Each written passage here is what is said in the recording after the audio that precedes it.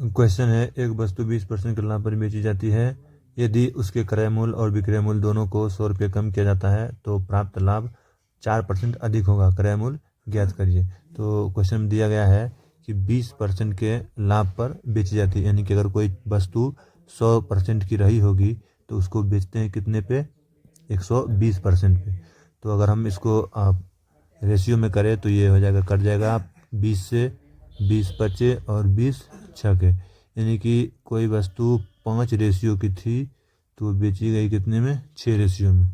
अब दूसरी बात कह रहा है उसके क्रय मूल्य और विक्रय मूल्य दोनों को 100 रुपये कम किया जाता है। तो मैं इधर लिखता हूँ कितना रुपया कम करना है, 100 रुपया, इसके क्रय मूल्य में भी और इसके विक्रय मूल्य में भी।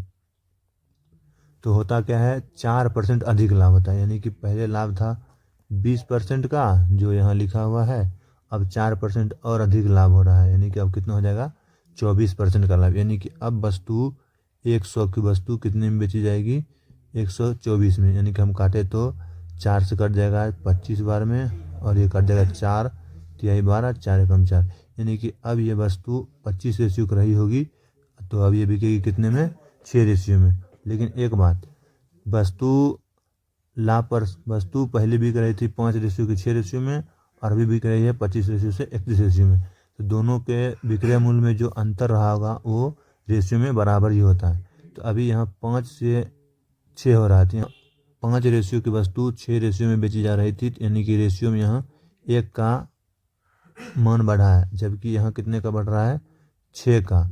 जबकि वस्तु अगर बेची जाती है पहले तो पहले भी उसके क्रय मूल्य विक्रय मूल्य का अंतर सेम रहना चाहिए, दोनों जगह क्या होना चाहिए, क्रय मूल्य विक्रय मूल्य का अंतर सेम। इसके लिए हम करेंगे क्या, यहाँ पे लिखा है 6 रेशियो, यहाँ पे 1 रेशियो, तो ऐसा करते हैं इसमें 6 से गुना कर देते हैं। तो 6 से गुना करेंगे तो ये हो जाएगा कितना, 6 5 30 रेशियो और ये हो जाएंगे 36 रेशियो। और अब देखिए यहाँ पर भी 6 का अंतर हो जाएगा, 30 36 6 का अंतर, यहाँ भी 25 से 31 6 का अंतर, यानी कि अब वस्तु का वास्तविक मूल्य 30 रेशियो रहा होगा जो 36 रेशियो में बेचा गया, और फिर 4% लाभ ज़्यादा किया है तो वो 25 रेशियो का रहा होगा तो वो 31 रेशियो हो गया है।